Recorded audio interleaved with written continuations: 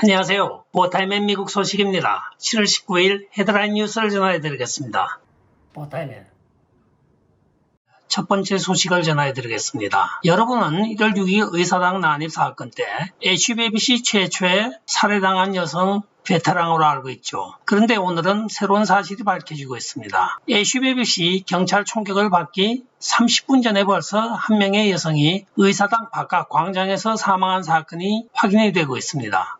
필립 앤더슨이라고 하는 팀 세이브 아메리카의 멤버가 1월 6일 의사당에서 자기가 러잔이라는 여성이 의사당 밖에서 시위 중 경찰이 최루탄을 쏘음으로써 사람들이 왕 밀려 나오자 사람들 더미에 깔려서 현장에서 즉사를 했다고 증언을 하고 있습니다. 자기도 깔려서 의식을 잃었다가 병원에 이송이 되어서 정신을 차렸고 이 사실에 대하여 자기가 SNS에 올렸으나 전부 차단을 당했다고 합니다. 심지어는 인스타그램에서도 차단을 당하고 페이스북과 트위터는 아예 계정을 정지해 먹었다고 이야기를 하고 있습니다. 그간의 사람들에게 많은 이야기를 했지만 대부분이 너는 거짓말이야. 또 매스컴을 찾아가서 이야기를 해도 그런 사실은 없어 이런 식으로 얼버무렸다고 합니다. 그러나 이번 재판 과정에서 밝혀진 경찰이 가지고 있는 바디캠에 의하여 확인이 됨으로써 내 말이 맞지 하면서 인스타그램에 다시 올리고 있는 것입니다. 치밀한 계획하에 도널드 트럼프 대통령 축출 계획을 하였던 DC 경찰이 사건이 발생하자마자 미리 기다렸다는 듯이 경찰과 주방위군이 산탄총과 최루가스를 뿜어가면서 이렇게 단속을 하였던 것입니다. 애꿎은 선량한 시민들만 죽어가고 DC경찰과 또한 주방위군은 사전에 대비를 하고 있었던 이유가 무엇일까요? 조지 플로이드 죽음 기일에 낸시 펠로시가 한 말이 기억이 납니다. 많이 들어본 말이죠. 조지 플로이드,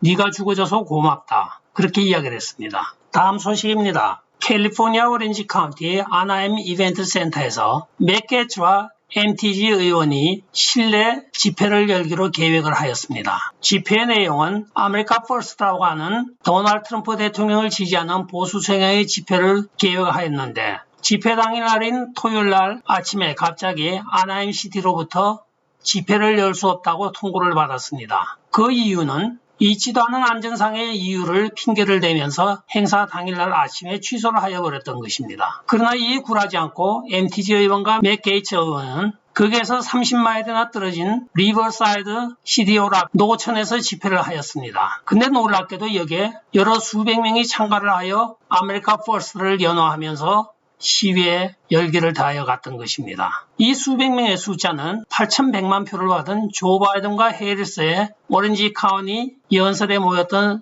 청중의 여러 수십 배가 됩니다. 다음 소식입니다. DC 내셔널 파크 밖에서 총성이 나서 4명이 부상을 입고 내셔널스 야구 경기가 취소된 일이 발생을 하였습니다. 이에 도널드 트럼프 대통령이 세이브 아메리카 팩에서 우리나라의 범죄는 전에 볼 수 없었던 속도로 증가하고 있으며 동시에 다른 나라의 사람들이 통제도 되지 않은 미국으로 빠르게 유입이 되고 있다고 하면서 이것은 가짜 선거보다도 더욱더 나쁜 정책 중의 하나입니다 하고 비난 성명을 발표하였습니다. 한편 토요일날 중단되었던 이 경기는 월요일날 다시 재개가 되어 6회부터 시작이 되어서 7대8로 내셔널스가 승리한 것으로 밝혀지고 있습니다. 다음 소식입니다. 조 바이든 정부의 대외 정책을 가장 잘 보여주고 있는 DHS, 즉 국토안보부 장관의 마요르카스의 성명 발표 내용입니다. 큐바 사람이 아닌 사람들에 대하여는 우리는 오지 말라고 이야기를 하지 않습니다. 단지 지금 오지 말라고 이야기하고 있는 것입니다 하고 여유를 남기고 있으나 큐바 사람들에 대하여는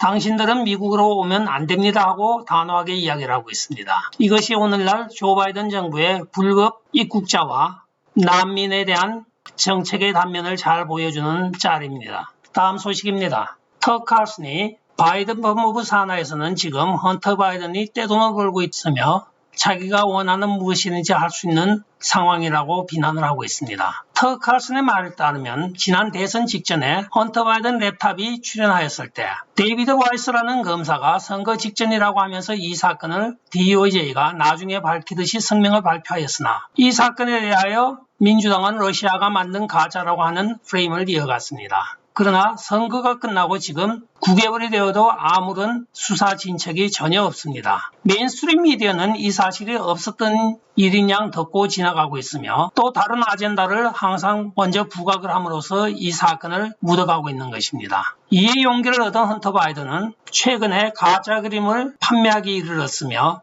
더욱더 간이 본 이 행정부는 구입자에 대하여서는 그 출처를 밝히지 못하겠다고 백악관 발표까지 하고 있는 처지입니다. 터커 칼슨이 오늘 비난하고 있는 것은 지난 10월에 부패한 정보국 관리들과 그 중에 50명의 영혼을 팔아먹은 그 이름이 영원히 부끄러워질 사람들이 헌터 바이든의 랩탑이 러시아가 만든 허위 정보라고 이야기를 하며 루디 줄리아니를 러시아의 앵무새라고까지 비난을 했던 것입니다. 이에 힘을 얻은 조 바이든은 이 대선에 딱 맞아떨어지는 이것을 가지고 도널드 트럼프 대통령의 러시아와 짜고 이 선거를 망치려고 하고 있다고 흑색 선전을 연이어갔던 것입니다. 이 나레이티브가 일반 대중, 특히 매스컴을 잘 접하지 않는 일반 대중들에게 먹혀 들어가서 조 바이든이 지지를 얻었던 것도 사실입니다. 그리고 영상을 보관하고 있던 루디 줄리아니는 러시아의 스파이라고까지 비난을 했던 것입니다. 그러나 지금까지 부패한 DOJ 검사와 메인스트림 미디어는 오히려 헌터 바이든의 돈벌이에 협력을 하고 있다고 비난을 하고 있습니다. 다음 소식을 전해드리겠습니다. 캘리포니아가 미국 최초로 주정부 주도의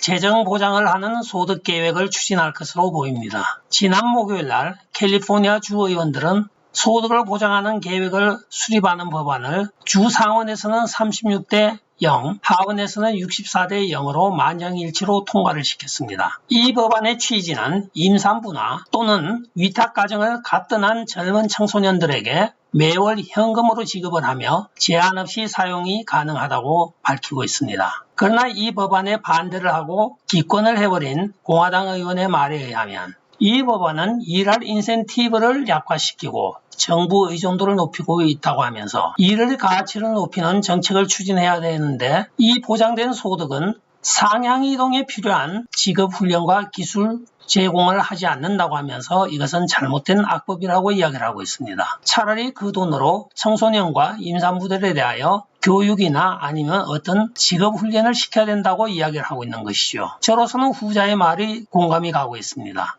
다음 소식입니다. 잔슨&잔슨 제약사의 자외선 차단제가 벤진계의 발암물질에 함유되어 있다고 회사 자체 내에서 발표를 함으로써 많은 매장으로부터 지금 철수를 당하고 있습니다. 기판매된 제품에 대하여서는 지금 리콜을 한다고 발표를 하고 있으며 이 J&J의 계열의 브랜드로는 하와이안 트로피카, 뉴트로지나 스프레이 자외선 차단제 두 종류로 일단 밝혀지고 있습니다. 다음 소식입니다. 마리코파 카운티 선거관리위원회가 사이버 닌자가 감사 수행 인증을 받지 못했다고 이야기를 하면서 감사 결과에 대하여 불복의 의사를 비추었습니다. 이에 대하여 아리조나주 상원 의장인 캐런 페니 감사 인증을 위한 자세한 정보를 얻기 위하여 연방선거관리위원회로부터 그런 조항은 없다는 회신을 받았다고 발표를 하였습니다. 즉 감사인 인증 여부 자체가 없다고 하면서 감사는 그저 의회가 결정을 해서 하면 된다는 뜻이었다고 합니다. 자, 다음은 마리코파 선거관리위원회가 또 어떤 핑계를 대고 또 무슨 수작을 부릴지 기대가 되어지고 있습니다. 어차피 자기들은 지금 법원 명령을 어기고 있으므로 이래도 죽고 저래도 죽으니 죽을 때까지 한번 싸워보자 이거겠죠. 끝까지 시청해 주셔서 감사합니다. 좋아요, 구독, 알림 그리고 공유 부탁드리고 댓글 많이 부탁드리겠습니다. 안녕히 계십시오. 바이.